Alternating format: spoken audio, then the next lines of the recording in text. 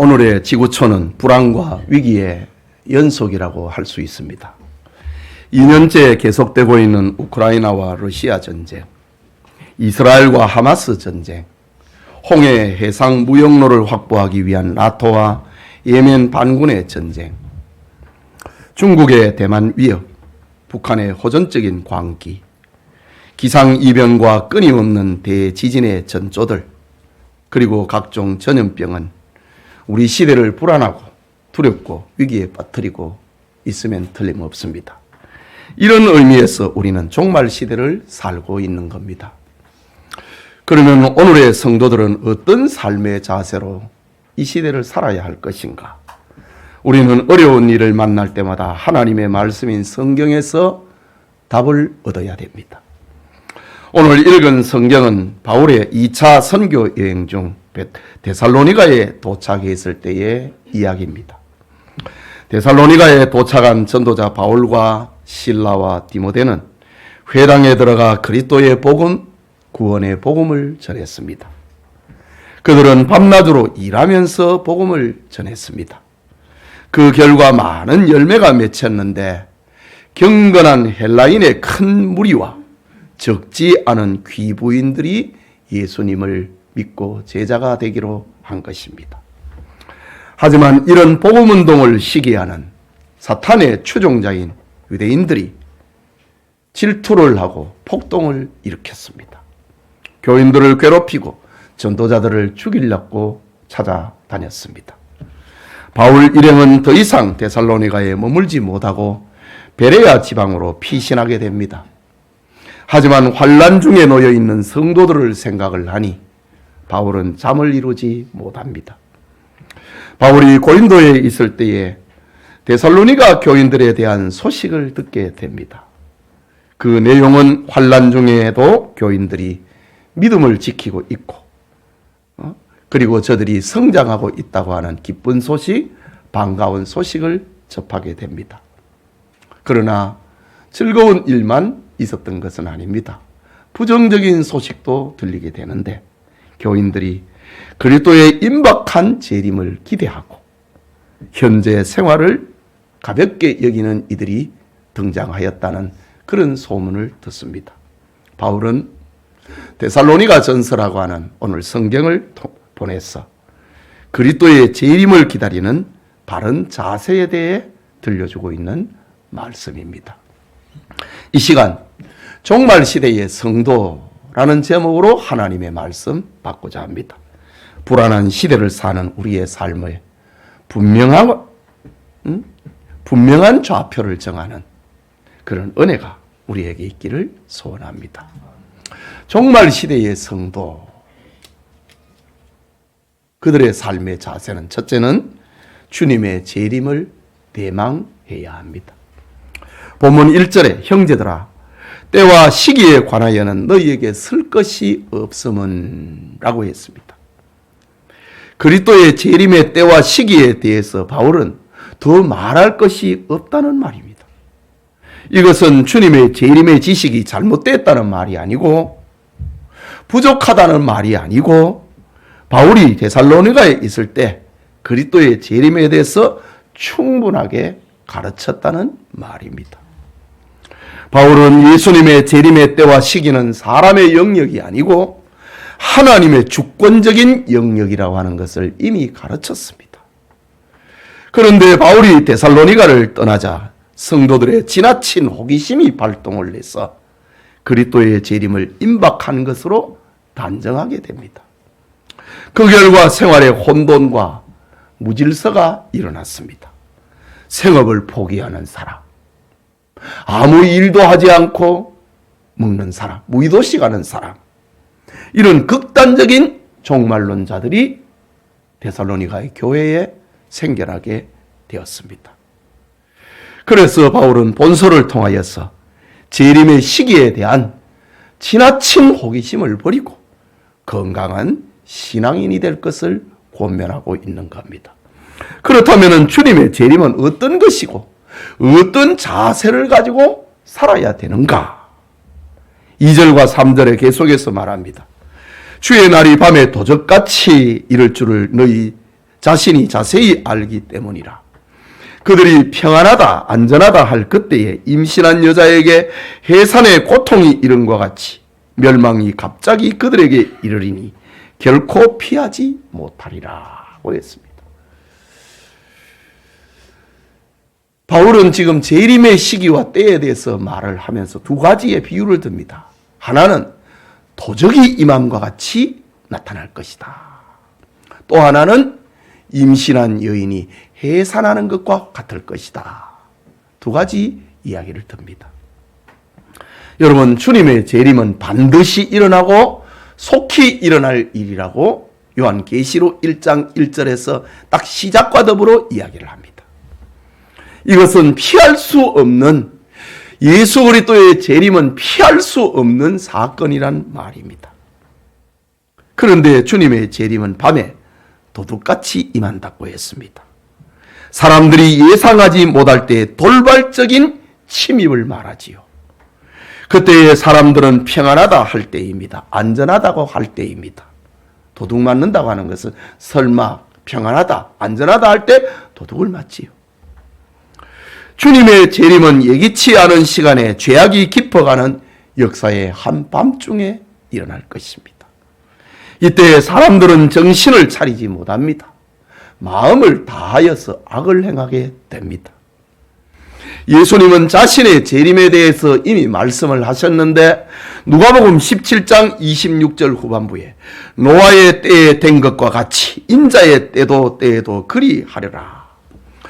노아가 방주에 들어가던 날까지 사람들이 먹고 마시고 장가들고 시집가고 홍수가 나더니 그들이 다 멸망시켰으며 또 롯의 때와 같으리니 사람들이 먹고 마시고 사고 팔고 심고 집을 짓더니 롯이 소돔에서 나가던 날에 하늘로부터 불과 유황이 비오듯 하여 그들을 멸망시켰느니라. 인자가 나타나는 날에도 이러하리라 고 했습니다. 노아의 때와 같고 롯의 때와 같다. 노아의 때, 롯의 때, 그 공통점은 사람들이 먹고 마시고 장가들고 시집가는 겁니다. 종말에 대해서는 생각하지 않는 겁니다. 먹고 마시고 시집가고 장가가는 것은 나쁜 것이 아닙니다. 그러나 이런 것들이 우리의 영혼에 세상 일로 하여금 우리의 영혼에 영적인 것을 등한히 시키는 것을 말하는 겁니다. 먹고 마신다. 시집가고 장가간다.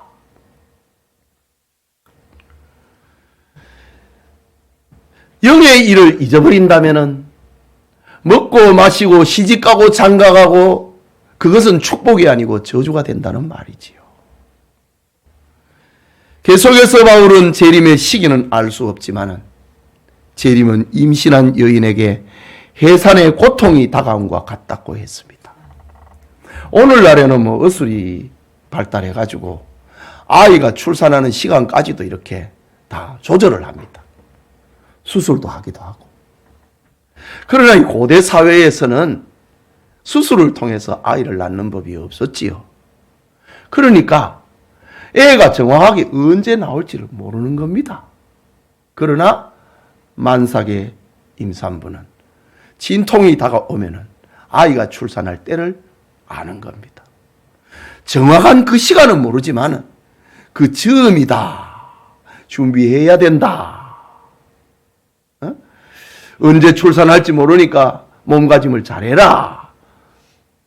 이런 것과 같이 예수님의 재림도 그와 같다고 합니다.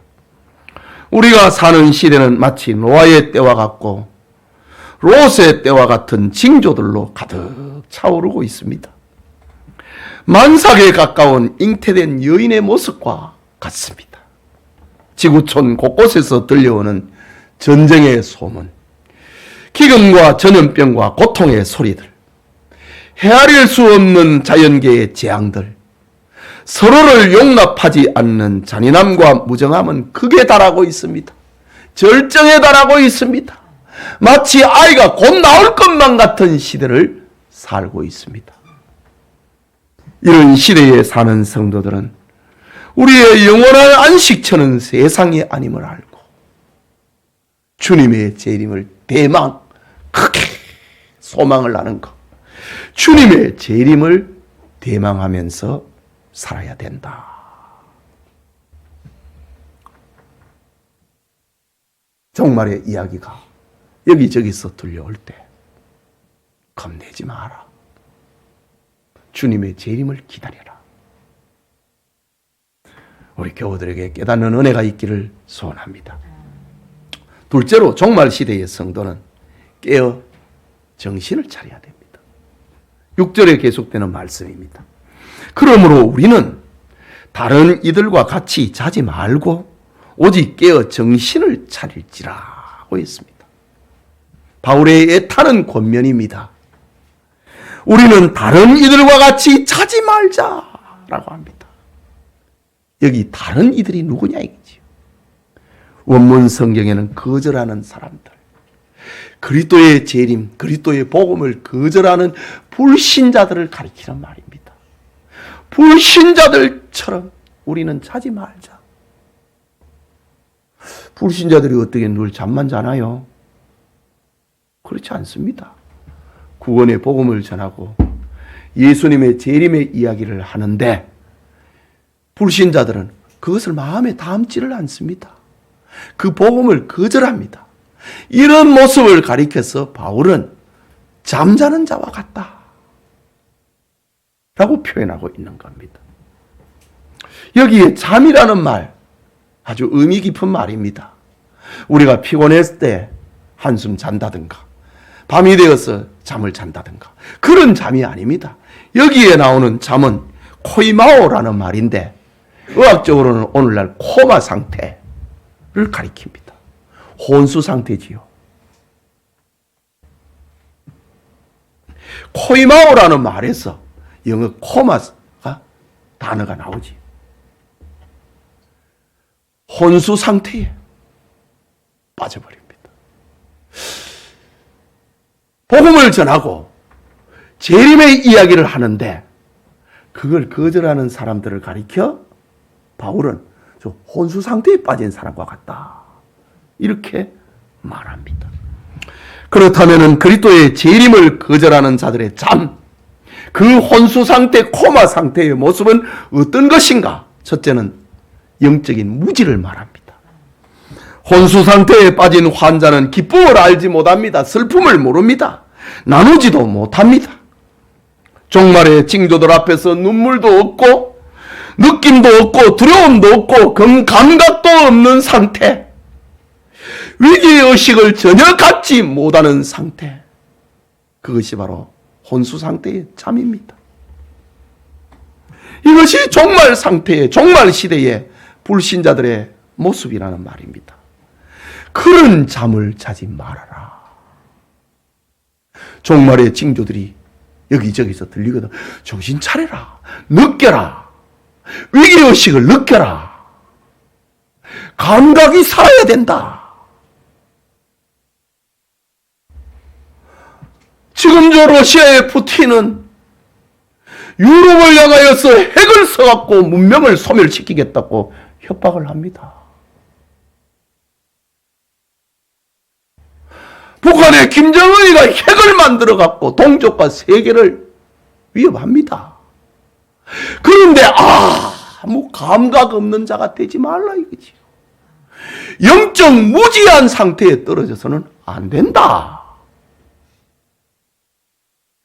그걸 웃고 넘겨버린다. 전도할 때 웃고 넘어버리는, 비웃어버리는 사람들. 그게 혼수 상태라고 합니다. 종말의 징조들을 보면서도 신자들이 느끼지 못한다, 깨닫지 못한다, 위기의식을 갖지 못한다. 그 혼수 상태에 빠진 겁니다. 그런 잠을 빠지지 말아라 라고 합니다. 둘째로 혼수 상태의 잠은 자기를 방어할 수가 없습니다. 가만히 누워있는데 숨만 쉬고 있는데 자기에게 위기가 닥쳐와도 혼수 상태에 있는 사람은 반응을 못합니다. 저항을 못합니다. 방어를 못합니다. 가나안 시대에, 사사 시대에 가나안의 군대 장관 시스라가 이스라엘을 침입하고 억압했습니다. 그는 강한 군인이었습니다. 무장한 군인이었습니다. 저 다윗 시대의 골리앗과 같은 대장군이었습니다. 하지만 전장에 피곤하여서 한 여인의 장막에 들어갑니다. 그는 여인이 주는 우유를 마시고 깊은 잠에 빠집니다.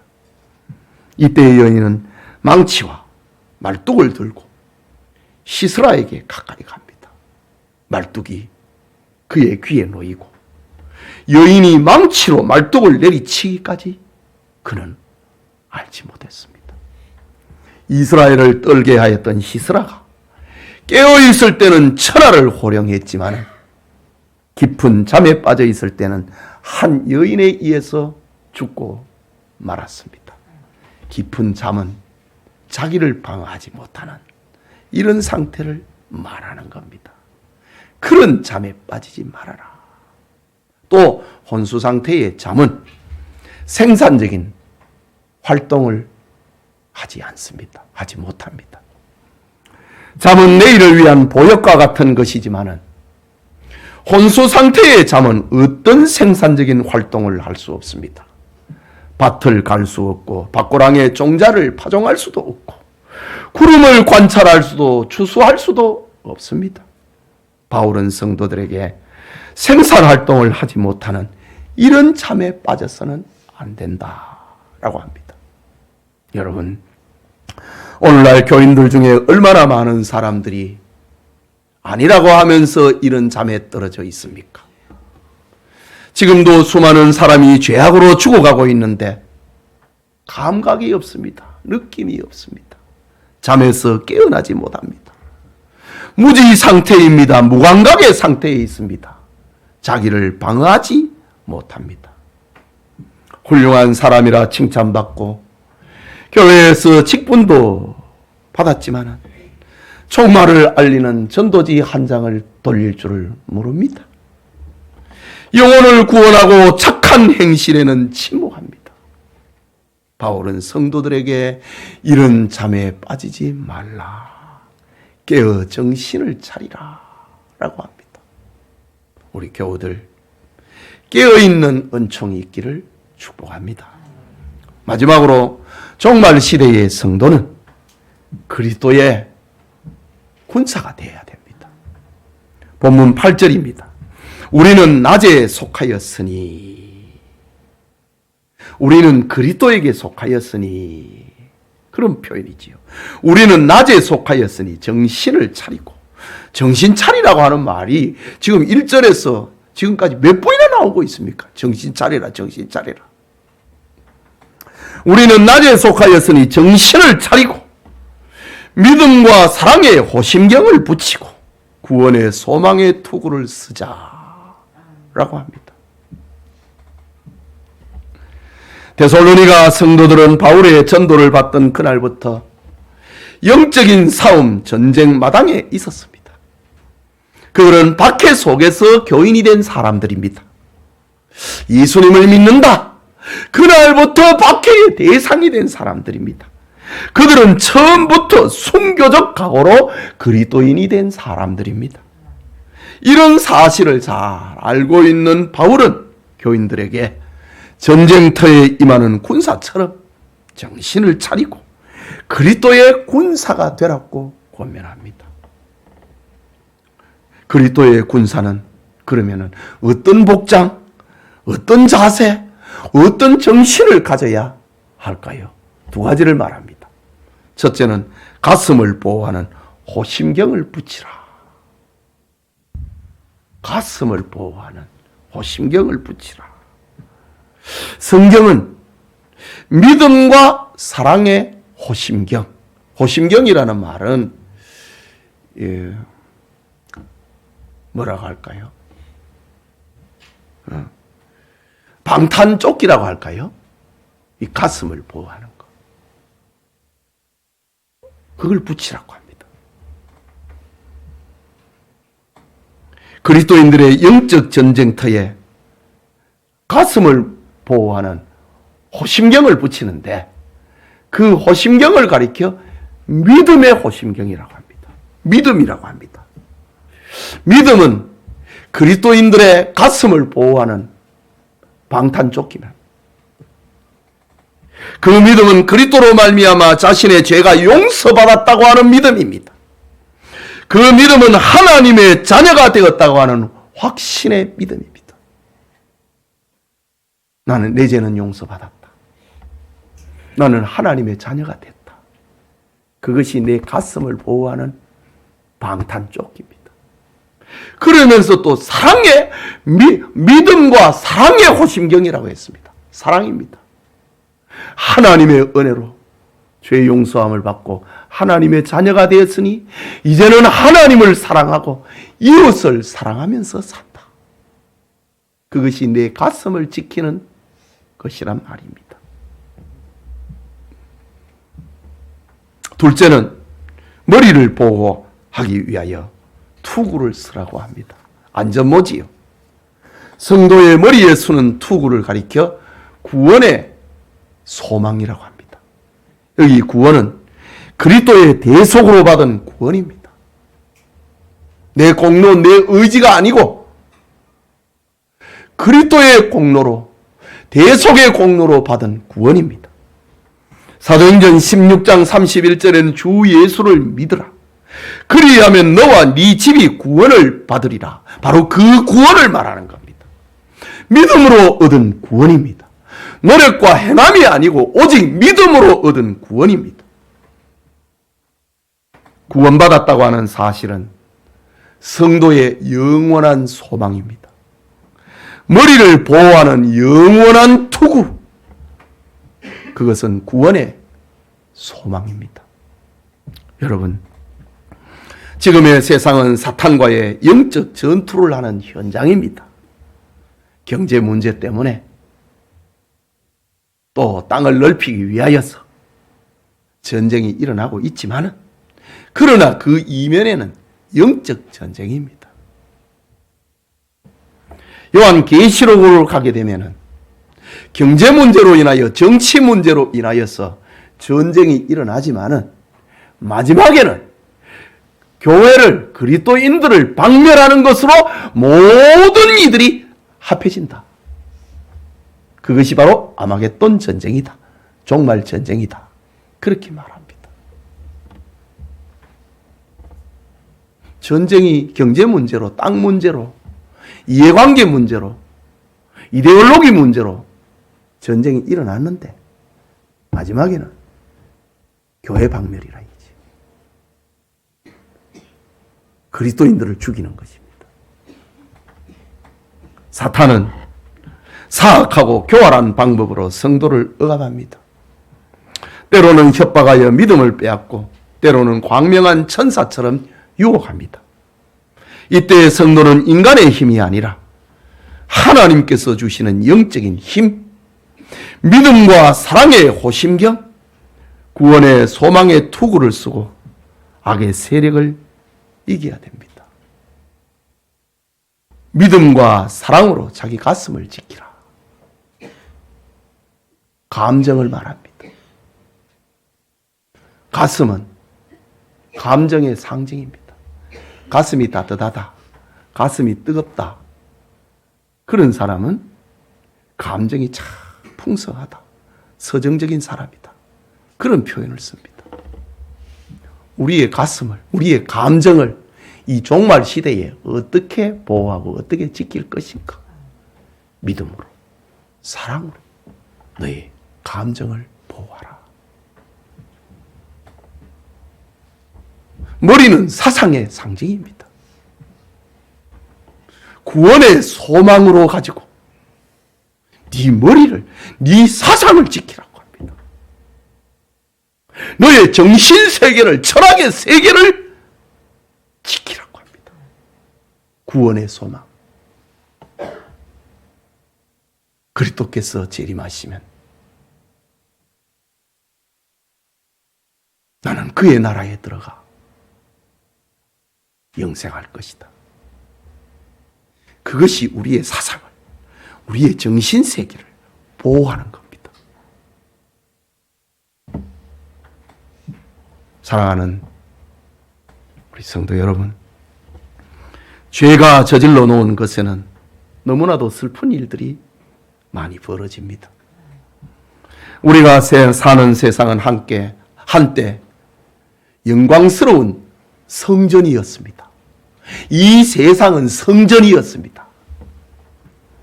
나무들은 하나님의 선하심을 반짝였고 세상의 모든 것들은 하나님의 영광의 아름다운 그 자체였습니다.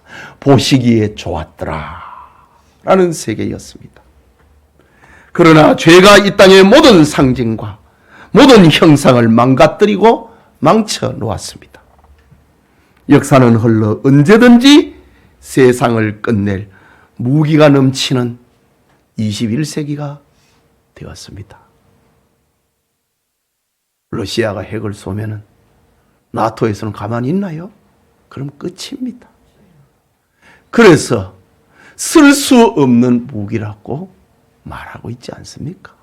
핵을 쓰는 순간에 이 지구는 끝이다 이거지. 그러나 어쨌든 우리의 이성으로 생각을 해도 언제 끝나도 이상하지 않습니다.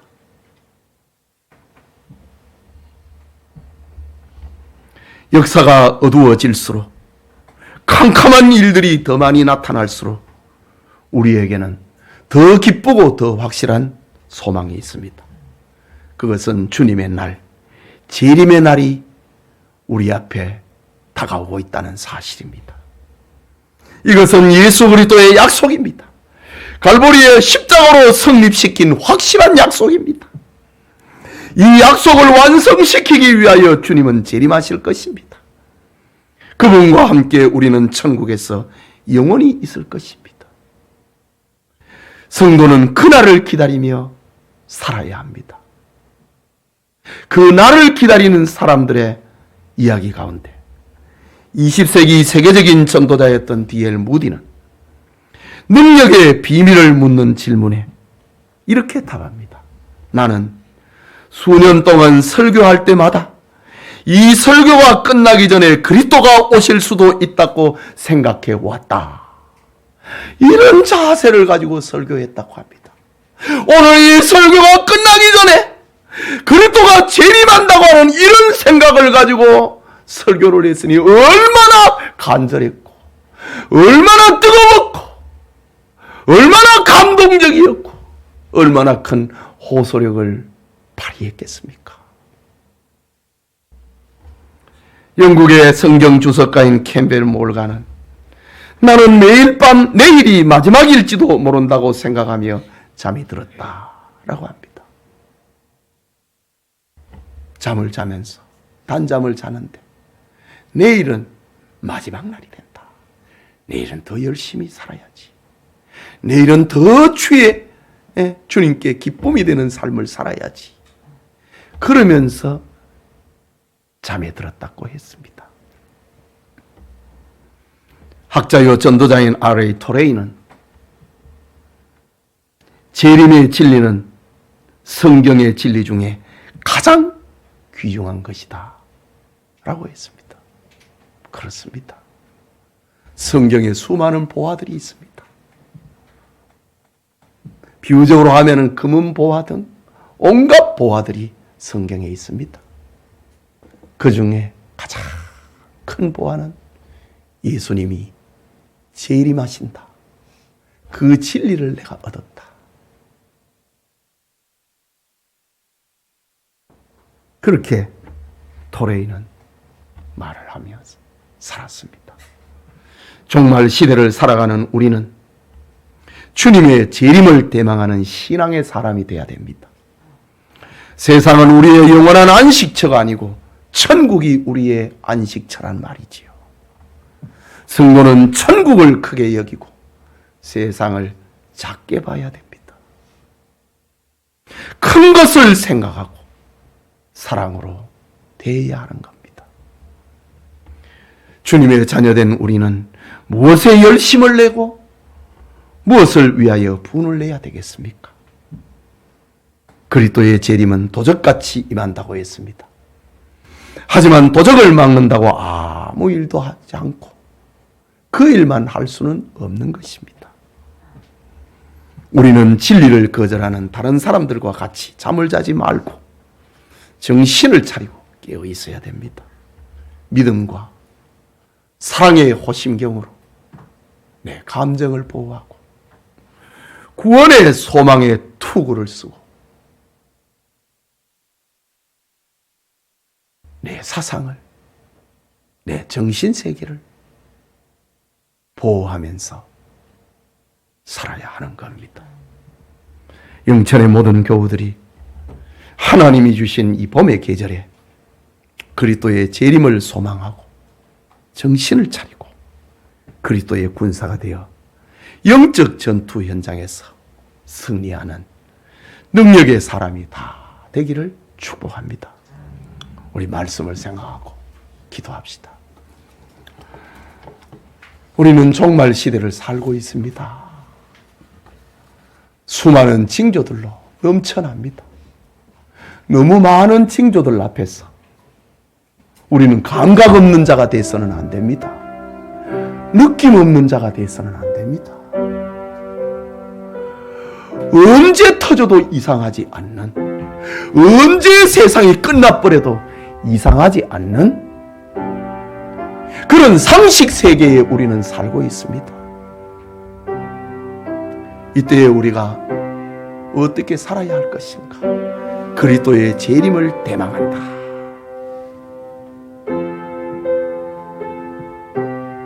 혼수 상태에 빠져버린 그런 잠을 자서는 안 된다. 믿음과 사랑으로 우리의 감정을 보호하고 구원의 소망을 가지고 우리의 정신 세계를 보호하면서 살아야 된다. 이런 성도가 되기 위해서 같이 기도합시다.